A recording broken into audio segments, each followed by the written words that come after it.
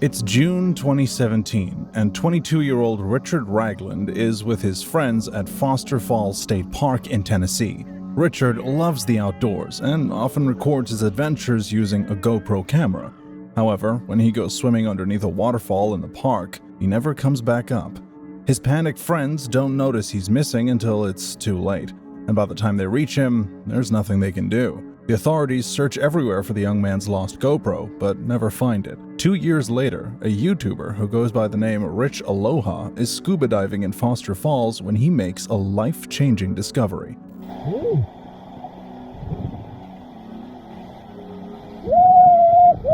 Looking for sunken treasure, Rich finds a GoPro at the bottom of the pool.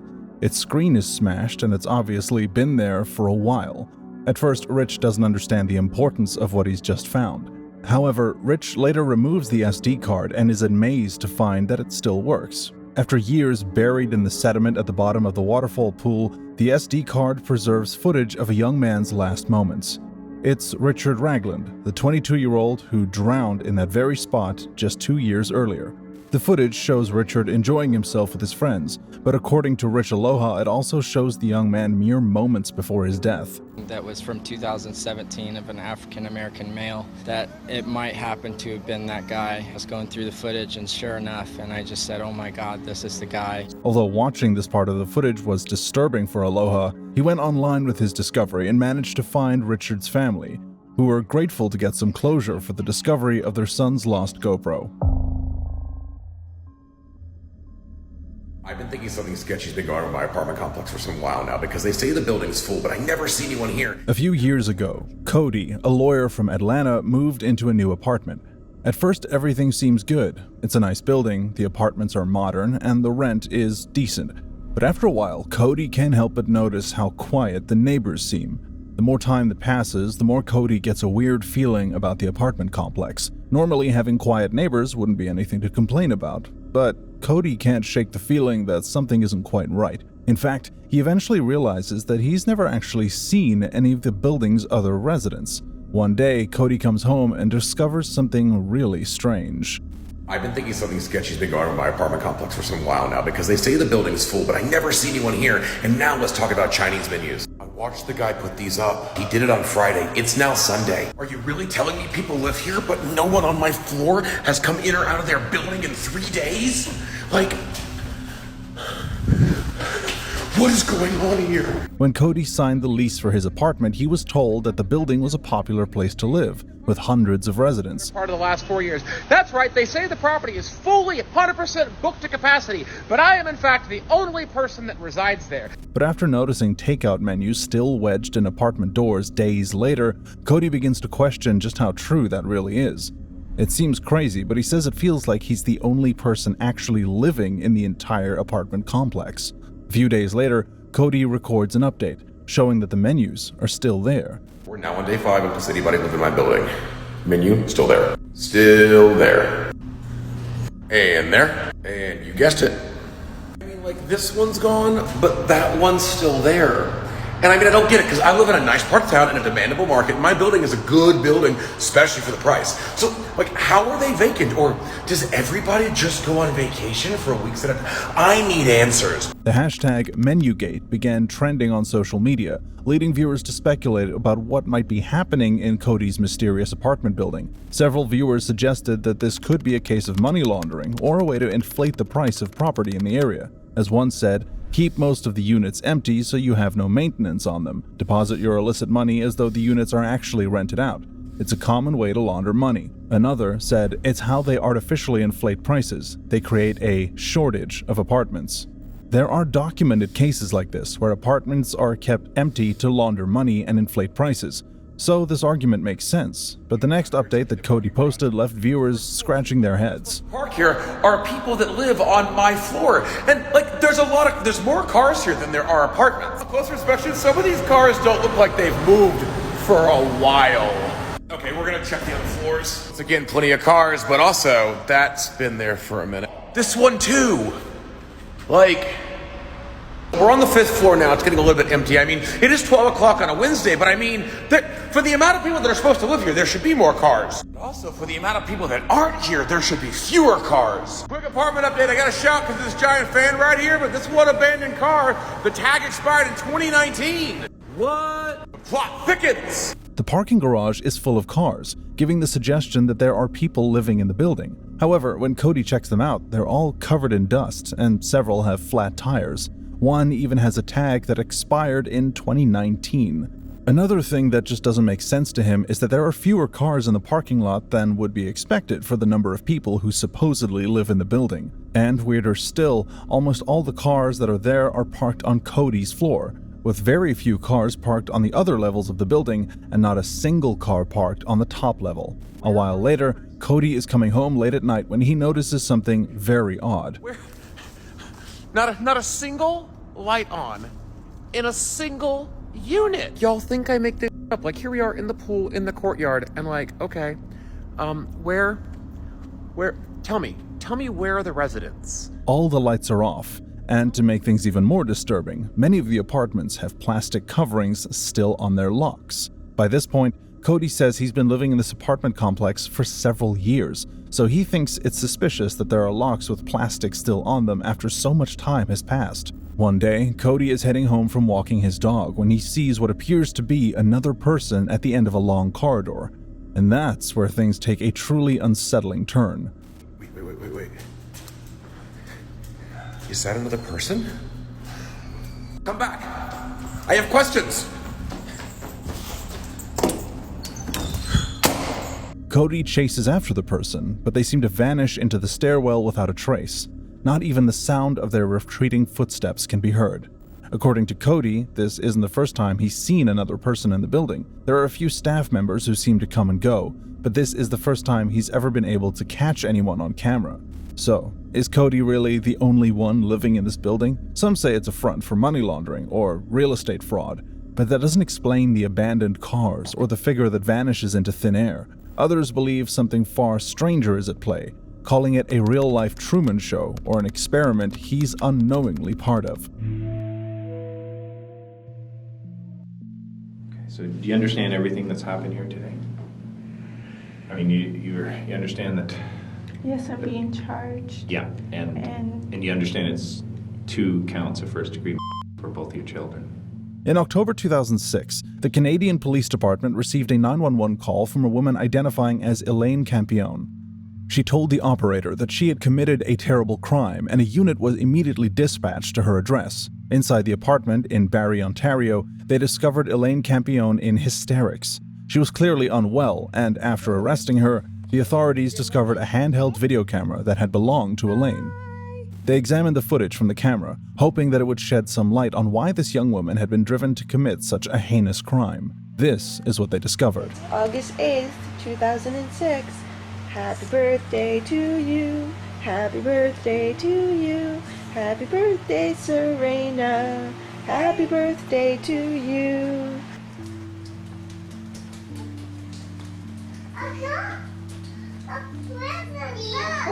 What is it? It's a bike. There's Sophia. Mommy. Can you see Mommy? It's my stroller. Oh, you see the stroller. Okay, is there Mommy? Yes. Hi. The footage recovered from the video camera shows what appears to be a perfectly normal, happy family. It shows a mother and her 2 daughters, Serena, who just turned 3, and Sophia, who's 19 months old. They can be seen celebrating Serena's birthday, and generally having fun while relaxing at home. However, soon after this footage was captured, things start to take an unsettling turn. Supposedly my 2 children and I live in, and it's just a horrible, horrible mess. Yeah. I think Diego Campione is totally in the wrong, and I hope he burns in hell for all his sins. The same as Leonardo. All I wanted to do was take care of my 2 little girls and live happily ever after the 3 years of physical, emotional, and mental abuse that I endured tremendously by Leonardo Campione, and in the past year from Anna and Diego Campione, the mental and emotional abuse, which wouldn't stop, and I had CAS keep bringing these two people into my life over and over again when I kept telling them the amount of mental and emotional abuse it was causing my 3-year-old daughter Serena and I and Sophia. It was horrible and uncalled for, and I want justice to my family for what they have all done to us. I cried out for help. They should have charged him for the assaults he did to me, the assaults he did to my oldest daughter Serena, and they did nothing for us. Elaine pans around her apartment, claiming that she and her children live in deplorable conditions. Elaine can be heard talking about people who have wronged her in the past and how she hopes they, quote, burn in hell. One of these people is Leonardo Campione, Elaine's ex-husband and the father of her children, who she claims abused her for many years. She says all of this in front of the two kids, who seem to be growing more and more distressed. As one viewer said, the whole atmosphere in the room changed when she began her tirade. Both children became noticeably upset and nervous. They had seen this behavior before, and they were well aware that once it started, it led to bad things happening. Eventually, Sophia makes her mother snap out of it, and Elaine ends the video. In this next clip, things almost seem to have returned to normal, but the date on the footage reveals that it was recorded just days before Elaine called the police and confessed to doing something truly unforgivable. Hey Serena, who loves ya? Mommy. Who loves you the most? That much? Oh, I think I love you more than that. That same night, just hours after this clip was filmed, Elaine records something else. This time, any semblance of normalcy is long gone. Yes, because Leo, there, are you happy? Everything's gone. You wouldn't give peace. You wouldn't tell the truth. I begged. You even had Stacy not believing me, telling her I had to sign papers when I didn't. You didn't care about our babies. You didn't care about me. You care about yourself. All you did was hurt us. God believes me, and God's taking care of them now. You're protected by God, thank God, and thank Him. Because there's no way I could have them with you. You're a hideous monster. The things you used to do to me. In the video, Elaine addresses her ex-husband Leonardo, directly stating that everything is gone. The two girls are nowhere to be seen, and Elaine eventually tells the camera that God is taking care of them now. 2 days later, when the police arrived at Elaine's apartment, they found the children laying in their mother's bed. They were holding hands, and Elaine had placed a rosary between them. Just before recording this video, Elaine had taken Serena and Sophia into the bathroom and held their heads underwater until they stopped moving. She then tried to take her own life, but was unsuccessful. But why did she do such a terrible thing? The video recordings from Elaine's camera contain several clues. Throughout the clips, she mentions being the victim of spousal abuse and alludes to a custody battle for the children when she says, "There's no way I could have them be with you." This custody battle, which is said to have grown increasingly hostile in the weeks leading up to the tragic incident, was the reason why Elaine felt driven to end the lives of her children. Elaine was found guilty and sentenced to life imprisonment. Today, almost 20 years after she ended the lives of her two innocent children, she resides in a minimum security prison and is free to leave every weekend for church on an escorted absence. Okay, we're deep in the woods. Sort of, we're like on the border because like there's a side of the woods. It's October 3rd, 2016, and YouTuber James Rankin is hiking near Berkeley-Jackson County Park in New York State. James has been hiking for several hours, getting deeper and deeper into the woods. He's thinking he should probably start heading home soon when he suddenly sees something that makes him stop dead in his tracks. Not knowing how to explain what he's just stumbled across, James grabs his phone and starts recording. We're deep in the woods. Sort of, we're like on the border because like there's a side of the woods where there's people's houses. But I came to a trail that led to a trail that led to a trail up the hill, and I came down this, and as you probably can see, it's blocked. There's trees knocked over, blocking it, and cut down so that it's hard to get down the hill. But I saw what looked like a fire pit And since I've already found one back the way I came, and it was just made by neighborhood kids, and when I was there, I met one of the kids that rides a dirt bike in here, and he was probably like in his 20s. I don't know if he was like a kid, but the point is, I thought this might be something similar. So I come down the hill. And remember, we're still in the woods. We're still in the woods, right? I don't know what this is. Do you see the trees? Look at the white. Okay. I was like, okay, these are probably no trespassing signs, or maybe it's something for the wildlife or something. Look what these are.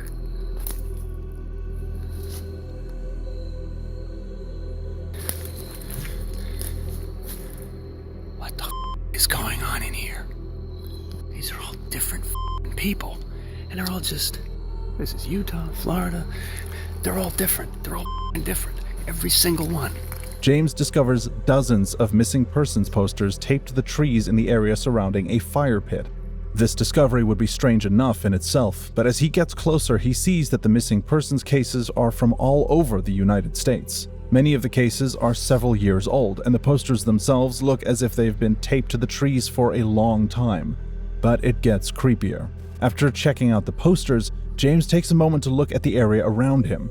It looks like some kind of abandoned campsite, but with a few disturbing details. The orange thing on the tree, it's a drop light. Or this. Holy I just realized what I'm looking at. The video's not doing it justice, but this bundle of sticks, they're lashed together. That's a cage of some kind, or a hut, or a lean-to or something. And over here in the middle of the fire pit,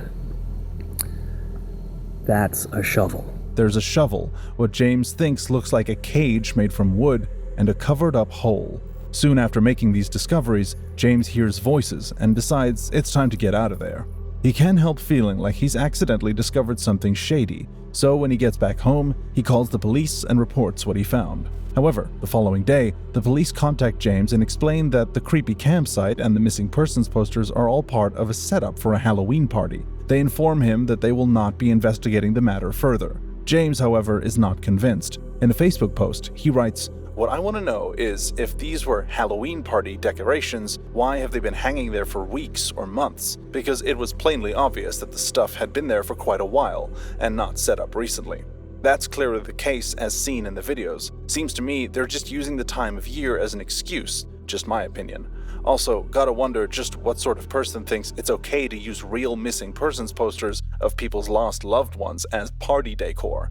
James' followers are also skeptical of the police's explanation, with one saying, "It does seem like it's a cover-up for something, because like Halloween isn't for like 25 days. Nobody would do that this early. It's probably some sicko in training. I would get back up there and set up a hidden camera. There's more to this story for sure."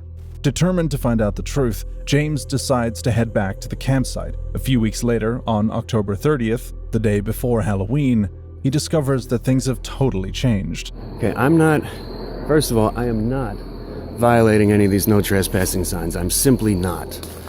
I came here only to show you and get it on tape and leave. From here, we can see down there, that's the clearing. That's where everybody's so focused on.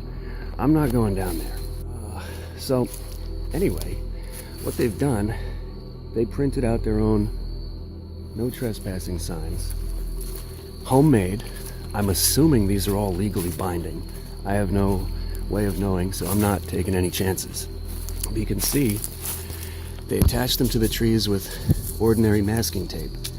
These aren't even laminated. This is posted, private property, no trespassing. Violators will be prosecuted. And we've got one there, one there, one there. The missing persons posters that had been there are now completely gone, and in their place, dozens of no trespassing signs. Not wanting to break the law or potentially run into trouble with whomever put up the signs, James doesn't go any further. However, James says, based on casual observations on the Friday and Saturday night of Halloween weekend, no parties were seen to be held at the location. Without a proper explanation for this mystery, James and his viewers begin to speculate about what might have happened at the campsite. Many think that whoever owns the land is desperate to keep people out, as if they're trying to hide something. But what do you think? Do you think James inadvertently stumbled across some innocent party decorations? Or is this campsite concealing something much more unsettling?